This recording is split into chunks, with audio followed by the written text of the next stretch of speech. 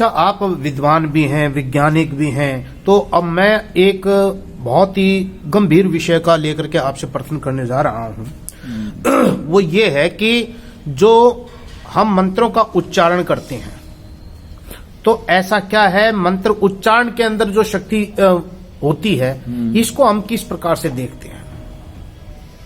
या विज्ञान इसको स्वीकृति देता है या नहीं देता है? विज्ञान भगवान को मानता है या नहीं मानता है? इनको सारगर्भित करके बताइए। देखिए, ऐसे सवाल यह है कि हम भारत के रहने वाले, हाँ, हम लोग मंत्र का उच्चारण जरूर करते हैं जी, और आजकल तो ऑटोमेशन में हम लोग उच्चारण करते हैं जी, कंठस्थ कर लिया है, हम उच्चारण करते हैं और हम सब उच्चारण करते हैं। लेकिन उच्चारण करने के बाद भी भारत में ही, इसी भारत में कोई 2-3% ऐसे व्यक्ति होंगे जो उसको विश्वास करते हैं कि इससे कुछ लाभ हो सकता है। जी, ये आप मानते हैं कि नहीं मानते? लेकिन अमेरिका में पिछले 30 वर्ष से हाँ जी, साउंड थेरेपी हो रही है।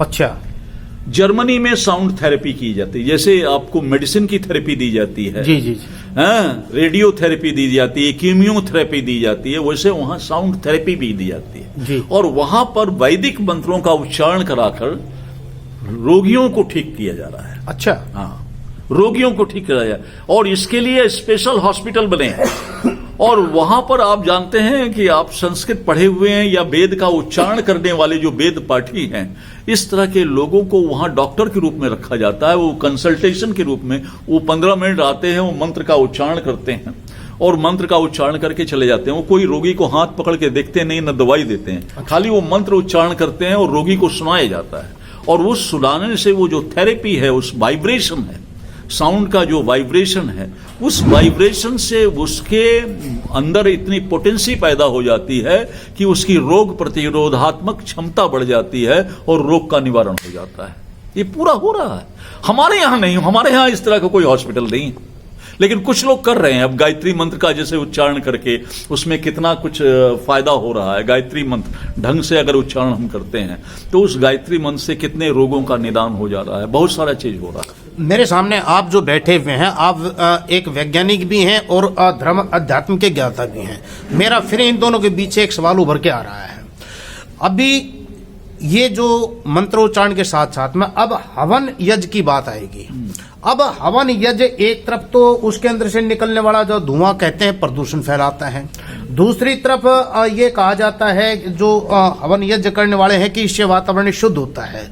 इस समस्या को जो देख करके आप समाधान दें, क्योंकि आप विज्ञान के भी जानकार हैं और आप जो है इस धर्माध्यात्म के। देखिए, मैं विज्ञान का जानकार हूं, वो अलग बात है, लेकिन मैं आपको सवाल का जवाब नहीं, आपका सवाल का जवाब देता। हाँ जी, देखिए, इसका रिसर्च हुआ भारत में, माने जर्मनी में भी हुआ, जापान में भी हुआ, अमेरिका में भी हुआ जी, और इसका रिसर्च भारत में भी हुआ। भारत में एक जगह लखनऊ है, हाँ, लखनऊ में इसकी रिसर्च हुई जी, बेंगलोर में इसका रिसर्च हुआ और इस रिसर्च में हम लोगों ने ये पाया, केवल यही नहीं, हाँ, जापान में भी जो रिसर्च हुआ उसमें भी वहां के साइंटिस्टों ने यही पाया कि जब हम आम की लकड़ी को जलाते हैं, अच्छा, आप मान लीजिए आप जो हवन करते हैं उसका दो कारण है। हाँ, उसका एक आध्यात्मिक कारण है। हाँ, आप वैज्ञानिक कारण पूछ रहे हैं।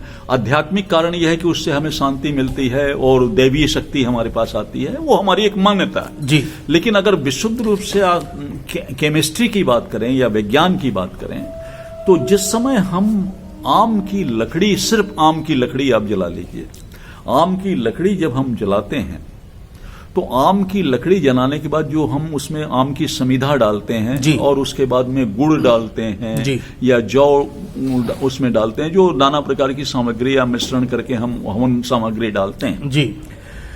तो जिस जगह हम लोगों ने यज्ञ किया और वहां का प्रदूषण को हमने नापा पहले कि यहाँ का प्रदूषण का लेवल क्या है, उसको नापा और फिर यज्ञ के दौरान उस प्रदूषण लेवल को नापा जी, और फिर यज्ञ के बाद उस प्रदूषण लेवल को नापा, तो हमने ये पाया कि जहां भी यज्ञ या हवन किया गया वहां का जो CFC है, जिसे क्लोरोफ्लोरोकार्बन हम कहते हैं, जो पोल्यूशन है, वो CFC जो है कम से कम 75% न्यूट्रलाइज हो जाता है। वाह। प्रदूषण उससे नहीं होता, प्रदूषण न्यूट्रलाइज हो जाता है जी।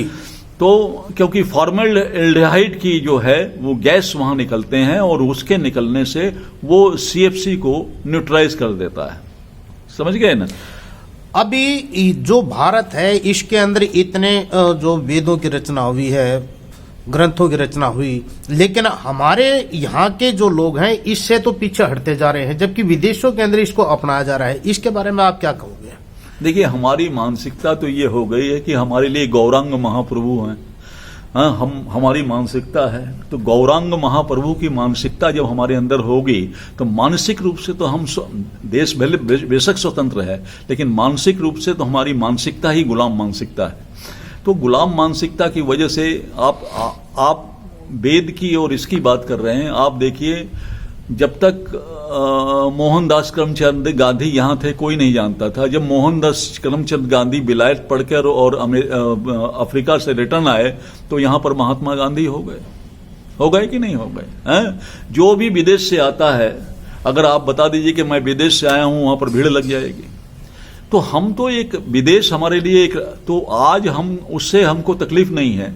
वेद अगर हम लोगों ने नहीं सीखा है तो वेद अगर वो लोग सीख रहे हैं, उसका अध्ययन कर रहे हैं, तो अमेरिका से जब वेद आएगा, जैसे योग यहां था, पतंजलि से लेकर सारे मर गए यहां पर, लेकिन योग कोई आम आदमी नहीं सीख रहा है। हाँ। लेकिन अब जब योगा बन के आ गया वो, हाँ। योग से योगा हो गया, हाँ। तो अब सब योगा कर रहे हैं।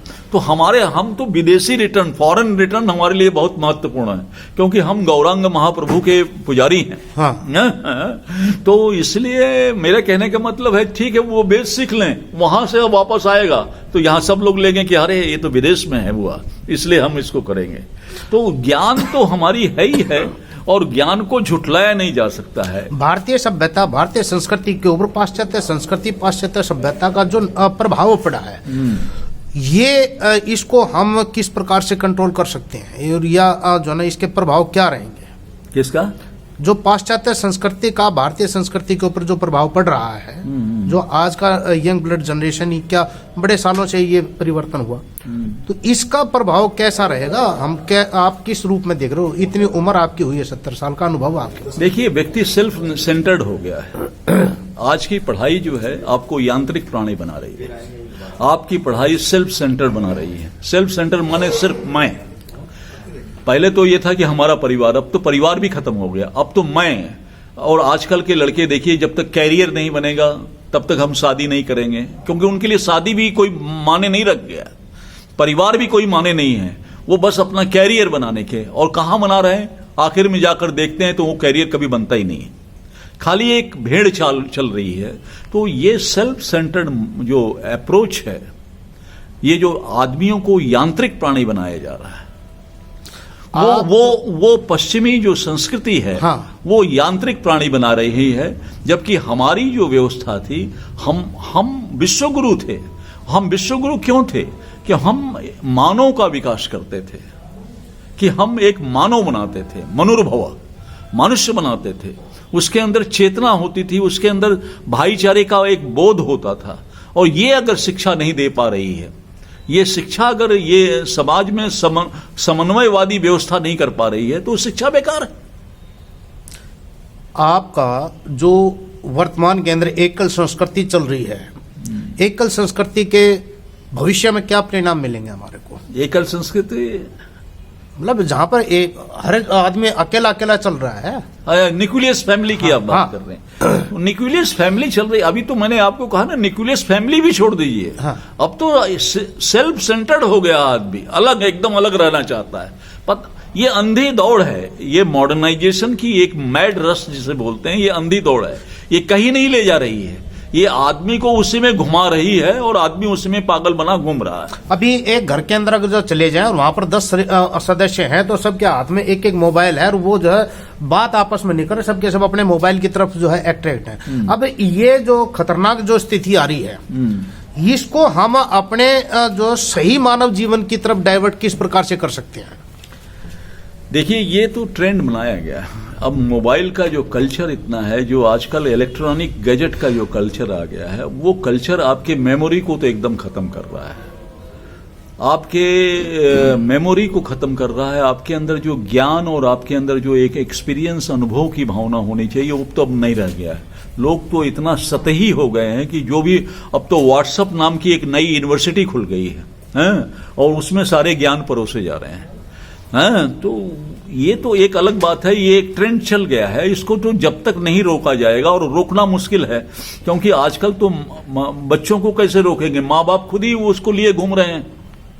तो ये जो है, ये मानव के विकास की नहीं, मानवता तब विकास, जब तक मानवता विकास नहीं करेगी तब तक भौतिक विकास का कोई मतलब नहीं होता है। आपने भारतीय संस्कृति को विश्व के कोने कोने में जो पहुंचाने का प्रयास किया, इसका अनुभव कैसा रहा? 8-10 लाइनों में बताइए। देखिए, अनुभव इसका ये रहा कि हमारे यहाँ अगर हम कुछ इस तरह की बात कर देते हैं तो बहुत सारी चीजें के ऊपर प्रश्न उठ जाता है। उनके अंदर एक अच्छाई ये है कि जब उनको रेफरेंस के साथ, संदर्भ के साथ जब ये आप समझा पाते हैं और ये आप दिखा पाते हैं, तो उसको वो एक्सेप्ट करते हैं और उसको प्रैक्टिकल एप्लीकेशन करने की कोशिश भी करते हैं। हमारे यहाँ इसको पोंगा पंडित या पोंगा पंथी करके कह दिया जाता है, सैफ्रोनिज्म कह दिया जाता है। आप ये बताइए, मैं आपको एक ही उदाहरण दूं कि जर्मनी में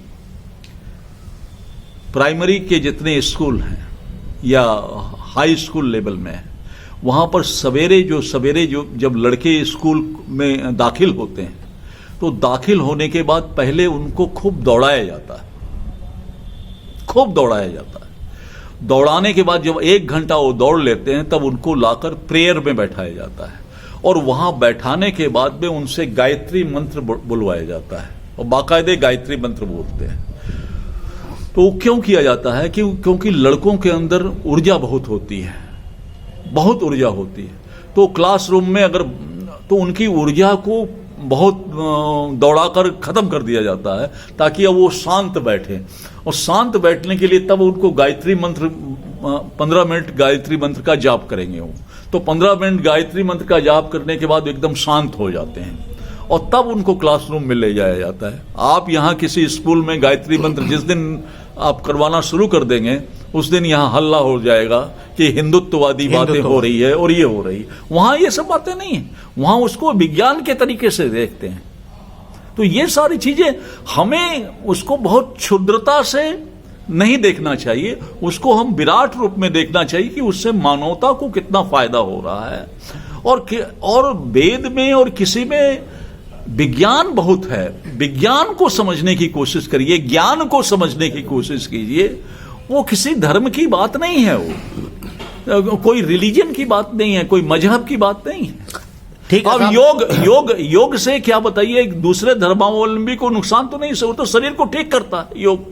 तो चाहे वो मुस्लिम करे, चाहे ईसाई करे, चाहे बौद्धिस्ट करे, चाहे जैनी करे, चाहे हिंदू करे, वो सबको शारीरिक रूप से फायदा पहुंचाएगा। अब उसको कह दीजिएगा नहीं तो ये हिंदुओं का है योग, हम इसलिए नहीं करेंगे, तो ये तो पागलपन है। ये तो इसको बुद्धिमत्ता तो नहीं कहा जा सकता ना। आयुर्वेद की है, आयुर्वेद की दवाई जिसको भी देंगे, वो आयुर्वेद की दवाई कभी ये नहीं पूछती कि तुम किस धर्म को मानने वाले हो जी। आयुर्वेद की दवाई है तो शरीर को आपको निरोग करने के लिए। अब बोले नहीं, आयुर्वेद हम नहीं खाएंगे क्योंकि ये तो हिंदुओं का है।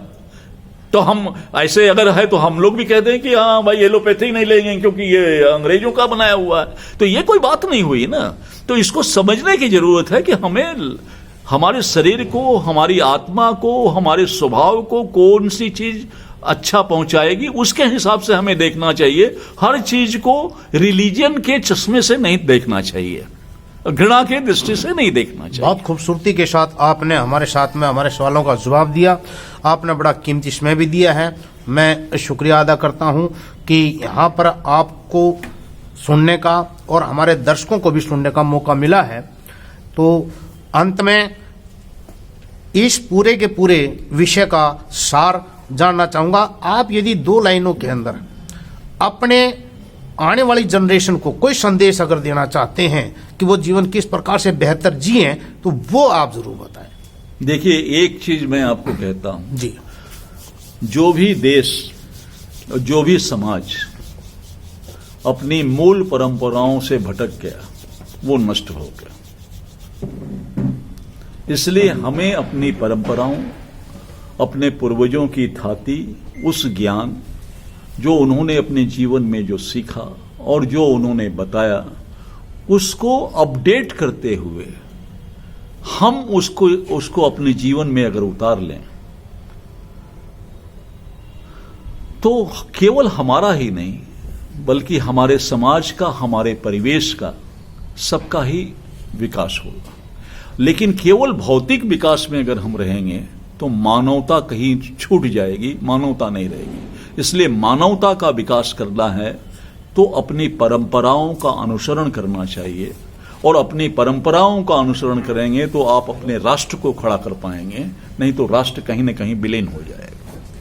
शुक्रिया साहब, बहुत बहुत शुक्रिया ओम प्रकाश पांडे जी। आपकी अनुभवों से हमने बहुत कुछ सीखा। ज्ञान ज्योति दर्पण के तमाम पाठक, हमारे दर्शक जो भी हैं इसको सुन रहे हैं और देख रहे हैं और हमारी वेबसाइट के ऊपर इसको पढ़ भी रहे हैं, तो मैं उन सब का भी शुक्रिया अदा करता हूं। और राजेश खत्री जी, जिन्होंने ऐसे महान व्यक्तित्व को हमारे से मुलाकात कराने का ये परम सौभाग्य हमें दिया, तो मैं चाहूंगा कि एक बार में सभी ये देखें कि जो दोस्तों ये जो दृश्य है ये कोई स्पेशलाइजेशन नहीं है, ये बहुत ही एक साधारण तौर पर जो ना यहाँ पर हमारे साथ में ये मित्र यहाँ पर बैठे हुए हैं और ये राजेश खत्री जी हैं। भाई साहब, आप अपना नाम जरूर बोल। रविशंकर जी। हाँ जी पंडित जी, अपना नाम बोल। धर्मवीर शर्मा। ये देखो सारे के सारे जो है ना, इनके बीच में जो ना, आपका नाम दोबारा बोलना भाई। रविशंकर। ये शंकर भगवान भी साथ में हैं और रवि के साथ में शंकर है। बहुत ही खूबसूरती के साथ में जो है ना, इन महान विभूतियों के साथ जो आप लोगों ने ये चर्चा सुनी है, इसको हम इनका तहे दिल से शुक्रिया अदा करते हैं। मैं नरेंद्र शर्मा पुरवाना, ज्ञान ज्योति दर्पण के लिए। जय हिंद दोस्तों।